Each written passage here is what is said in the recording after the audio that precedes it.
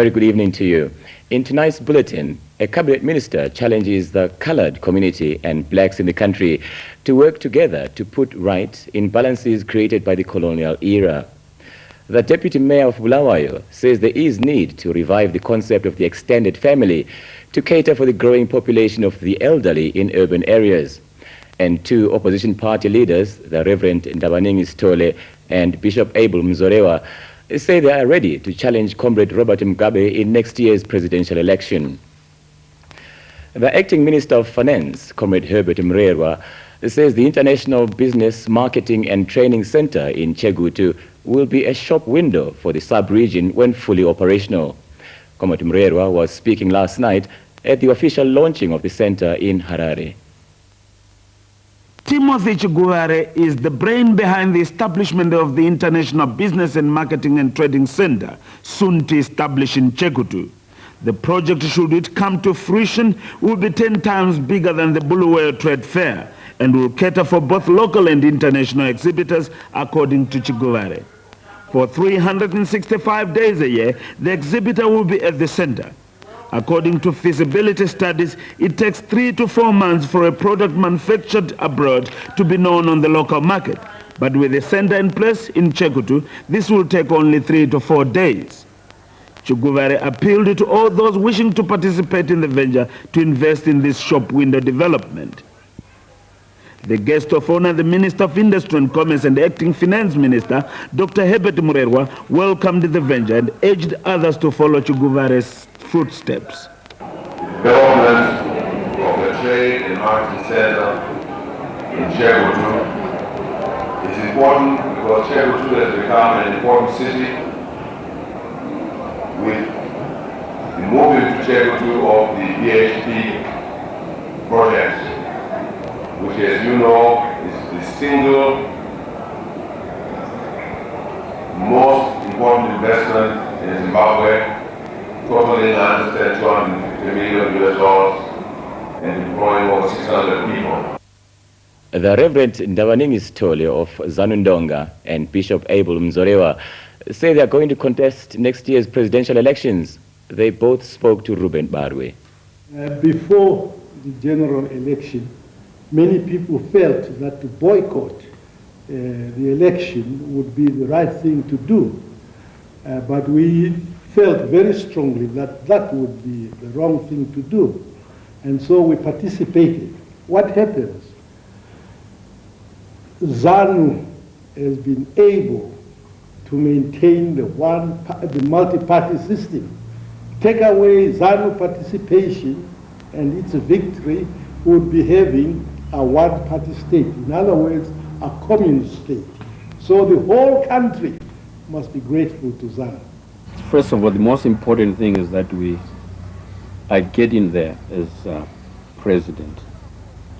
And I'm trusting that the Supreme Court, where we have landed our case for changing of the Electorate Act and all the rest of the electoral system, I believe that from there, I will have a place to stand to change the whole thing, including the parliament. The confusion in ZANU PF delights me to the heavens.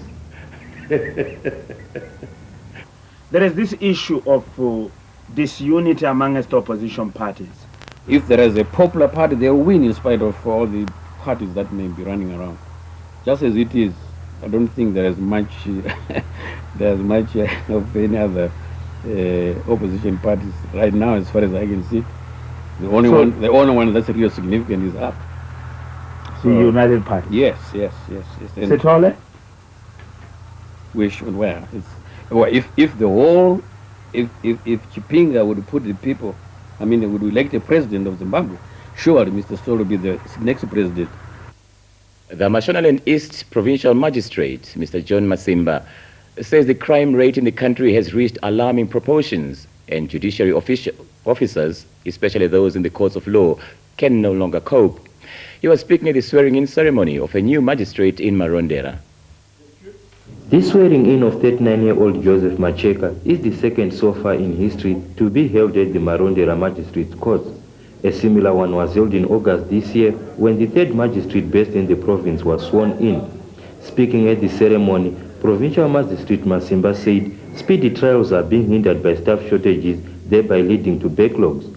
On another note, he urged judicial officers to lead by example and shy away from corrupt practices. As a magistrate, he should be firm, fair and courteous. Justice should always be carried out without fear or favor. With the swearing in of Magistrate Macheka, the staff complement now stands at 4 magistrates. It is hoped that the staff increase, though still below the required number, will lead to speedy conclusions of the various cases still pending at the various courts in the province. Wilfred Chakanyuka, ZBC News, Marondera. Bulawayo's Deputy Mayor, Councillor Elliot Dube, says there is need for Zimbabweans to revive the extended family concept to cater for the growing population of the aged in urban areas. Councillor Dube hosted a Christmas party for over 200 elderly people in MAKWANYA ward and noted that current welfare efforts, like the Mayor's Cheer Fund, are not enough to meet the needs of the aged who have been abandoned by their offspring. He said the experience shows that Zimbabweans have, over the years, abandoned the extended family concept, and this has left the aged vulnerable to poverty. The Minister of the Public Construction and National Housing, Comrade Chiguvare, has expressed concern at the very small number of colored people exploiting the opportunities provided by various government programs, such as indigenization and financial assistance, to name a few. Addressing several guests who attended the 1995 Senior Citizens Christmas Party at Arcadia Community Center in Harare this afternoon, Comrade Chiguvare said it is time colored people and blacks in the country worked closely to correct the social and economic imbalances created by the past colonial regime for the development of a new Zimbabwe. It was time to go down memory lane today for the several senior citizens in Arcadia as they waltzed and tangled gracefully to the sounds of their heydays, bringing back the sweet memories of brighter years. The gathering was a reminder to these aged people, some of whom are from old people's homes and others living in solitude at their homes, that the festive time is here for all.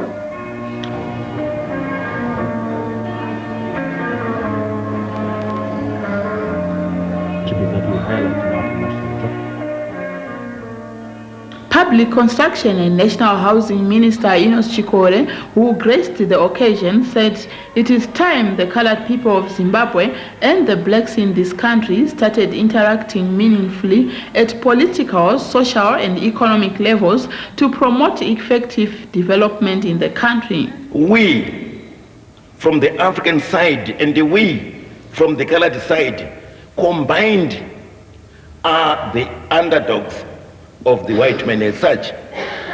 Therefore, the need for a unity of purpose between you people here and the Africans on that side. In fact, I would even hate to continue to call you colored. I feel a little more freer if I were to classify you as Africans. We have now embarked on what we refer to as our own ESAP, economic structural adjustment, at which we are saying time has come for the economy of the country to come and belong to the indigenous people of this country, and indigenous people of this country include you. Minister Chiguvare also expressed disappointment at the small number of colored students in Zimbabwe's universities, saying it is time the colors proceeded with their education to university level to boost the country's manpower pool and stop Zimbabwe from relying on expatriates in some sectors of industry. Judith MAKWANYA, ZBC News. The Bulawayo chapter of the Child Survival and Development Foundation says its major objective next year is to fundraise to establish a center and move out of the premises at the governor's office. Mrs. Lucy Zulu, the chapter's president, told the ZBC that her organization has, with its limited resources, managed to organize a Christmas function for the destitute and the needy in Bulawayo. Next year's resolutions, we intend to work really hard to fundraise so that we can also have our offices, because we don't have offices here, Health Survival. We are using the governor's office for our meetings. And then we cannot go beyond 5 o'clock. So we need to have our office where we can come during the weekends and perform our activities.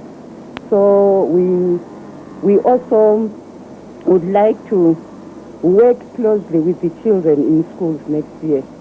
The regional director here in Bulawayo North has given us the green light to work with the children, because when you teach children, at the end you've taught a nation.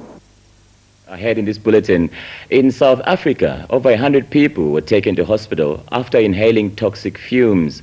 And in our business segment, we'll take a look at the arrival of fast food giant McDonald's on the South African market. Those and sports news after the break. Please join us then.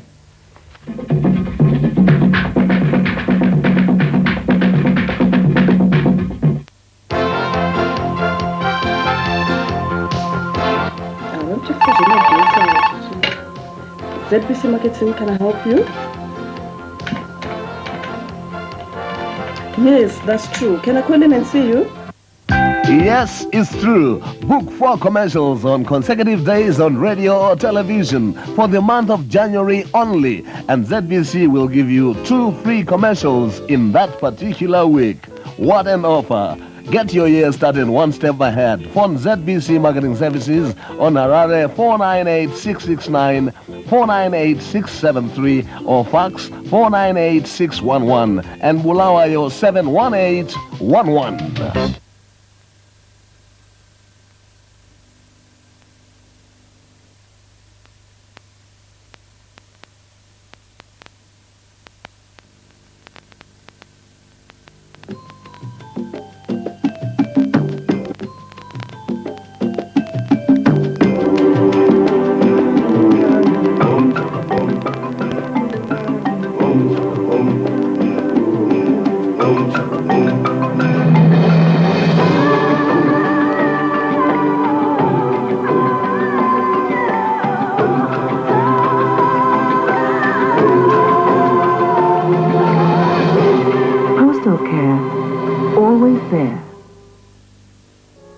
For looks, space, and easy driving, the Asia High Combi is the perfect way to get around. Company or club bus, commuter, or just for the fun of it, with or without air conditioning, and has power steering.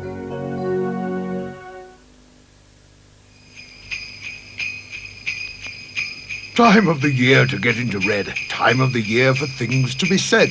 Time of the year when good tidings are read. Time for greetings to all to be spread. And Beverly thanks you for staying with Red. Ho, ho, ho, ho. Here's a thought. Give a nought.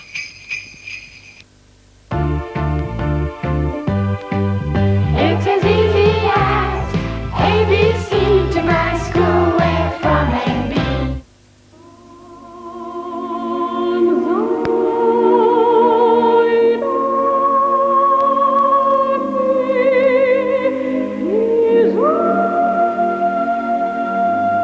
Immerse yourself in imperial leather white for soft, smooth skin. Imperial leather, a little luxury every day. From Cousins.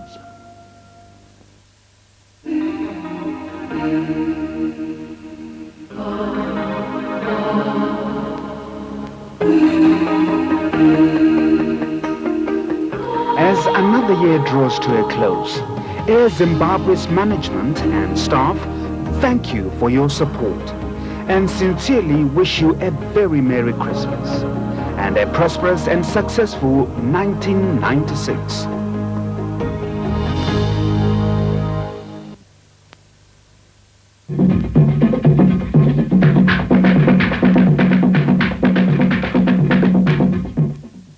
The Member of Parliament for Makokoba, Comrade Stembiso Nyoni, is launching a development program to help people in her constituency be self-reliant. In an interview with ZBC in Bulawayo, Comrade Nyoni said she is abandoning the practice of free handouts. It is estimated that 60% of residents in Makokoba, the oldest residential area in Bulawayo, are self-employed. In these harsh economic times, one cannot survive on this kind of business. Having realized this, Makokoba Member of Parliament, Comrade Tembiso Nyoni, last July launched a program to provide food to the desperate cases in her constituency. About 200 people have each month been receiving 20 kgs of maize and 5 kilograms of beans. Yeah, because of the drought, there was a lot of malnutrition in this constituency. So we managed to get food to feed about 200 people per month since July. So this is our last allocation for this area. How do you go about selecting those who benefit from this exercise? The districts do the selection. For instance, I've got Mr. Ndove here, the district chairperson. They are the ones that go from door to door, soliciting the people that really need help, that need food. This program is now come to an end, and instead of continuing to spoon-feed these people, the MP is launching a development program through which the people are expected to become self-reliant. In Bulawayo, Tafuma Chakaire, ZBC News. Elderly people in Nyamweda communal area in Mondoro will benefit from a $500,000 dam to be constructed by Help Age Zimbabwe. These details from Moses Mareya. It has become obvious that when disasters such as drought, war and pandemics occur, only two vulnerable groups, children and the aged, suffer. Children usually get speed assistance because of the level of emotional attachment every adult has towards them, but not so with the elderly. Help Age Zimbabwe, the only non-governmental organization which cares for the frail in this country, is redressing the imbalance. The organization sponsors community-based initiatives for the elderly. In Nyamweda communal area in Mondoro, a 600,000 cubic meter dam will soon be constructed. The dam is expected to benefit the aged in the area with water for domestic and irrigation purposes. Communal farmers in Nyamweda have lost most of their cattle to drought, and the dam will usher in a new lease of life to a community which has suffered the worst end of the drought stick. Moses Mareya, ZBC News, Nyamweda in Mondoro. The president of the Affirmative Action Group, the AAG, Mr. Philip Chiangwa, says blacks in decision-making positions should adhere to government calls to give young indigenous entrepreneurs chances to succeed. Mr. Chiangwa was speaking at a function held in Harare last night by FOMAC Refrigeration. These people were former employees of an international commercial refrigeration company. They acquired the necessary skills to branch off, and today they are proud owners of a company that holds its own in the field of refrigeration, FOMAC. Jim Fombe, Paul Chare and Enoch Manzanis and their workers celebrated in style last night by holding a party. Fombe spoke of the hurdles they had to cross to be where they are today.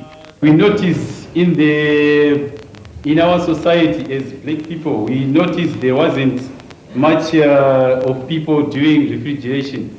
So I think, and I'm pretty quite sure it's quite a challenge to have FOMAC refrigeration going.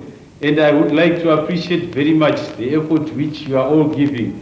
Affirmative Action Group President Phil Chiangwa was there as a guest of honor and spoke his mind on affirmative action. We blacks seem to run the economy, whereas the economy are controlled or is controlled by a certain race. It is on the basis that if you find other blacks venture into a certain area and they control that area, it is a gratifying experience and an additive to our own fight to empower ourselves. In light of the fact that these gentlemen seem to be pursuing the right course and have in fact produced good service, if people went into business in 1993 and they are still in business now, it surely shows that they are doing very well. The Deputy Minister of Higher Education, Dr. Skanyuson Ndlovu, has challenged journalists to write stories that promote unity in Zimbabwe. Dr. Ndlovu, patron of the Bulawayo Press Club, was speaking at that club's end-of-year party. Journalists have an important role to play in the country's development, because if you don't highlight the country's development, no one will know about us. I believe we have a role there to play. I also believe that the journalists have a role to bring about national unity. Because if we are not united, we are not going to be a strong nation. National unity is brought about by the media.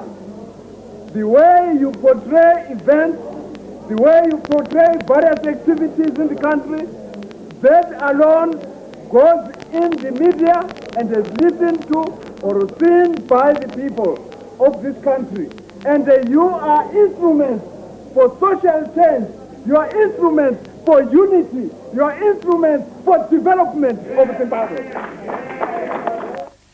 2 people have died and 100 others taken to hospital after inhaling toxic fumes from a fire at a chemical plant near Cape Town.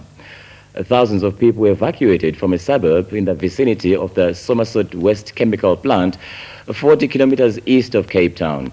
The South African news agency, SAPA, says firemen equipped with 2 helicopters are continuing to fight the flames, which have spread over 2.5 acres. It's over to Audrey Mpunzwana for this evening's business news. Good evening. During the apartheid era, many foreign companies withdrew from South Africa and others were reluctant or prohibited from investing in that country. However, the democratic elections held last year changed all of that. International companies slowly returned and South Africans were treated to a variety of foreign goods. More than 200 companies have entered the market since the elections. The latest arrival is the fast food giant McDonald's, which has broken into South Africa's fast food market. Petronella Ndebele and burger boffin Julian Smith spent the day eating hamburgers and trying to find out what effect McDonald's has had on the local fast food market. The great American hamburger arrived in South Africa last month. McDonald's, the symbol of American junk food culture. It is only the company's third operation in Africa, although the food giant already has outlets in 86 countries worldwide. Pretty good. McDonald's is proving a big hit amongst South Africans. Since its opening, customers have been queuing to get their first taste of a Big Mac. They look satisfied, but the arrival of McDonald's has caused a stay in the local fast food market. South Africa President and Managing Director Carter Drew says customer satisfaction is the key to McDonald's success. I think McDonald's comes into any marketplace trying to be a part of the community that it serves. We really don't focus that much on what the competition does. We have our level of standards that we need to meet in terms of quality, service, cleanliness, and value. And we focus on trying to do what's right for the customer from that standpoint. Let's check it out. Some local fast food chains may feel threatened by the opening up of McDonald's, but as for Wimpy, the home of the hamburger, the competition is most welcome. At Wimpy, the new competition is having a surprising impact. Although local chains feared a drop in their business, Wimpy says they are busier than ever.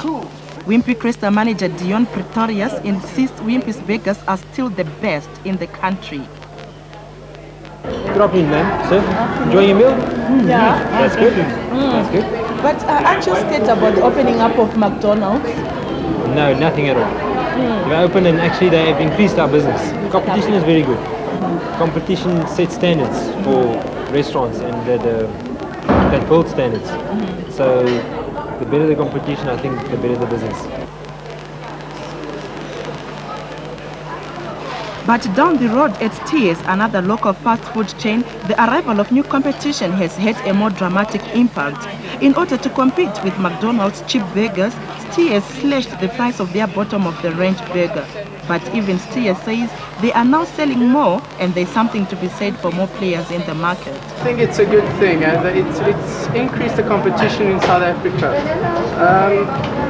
For us it hasn't really affected us. It's actually brought more people inside the shop.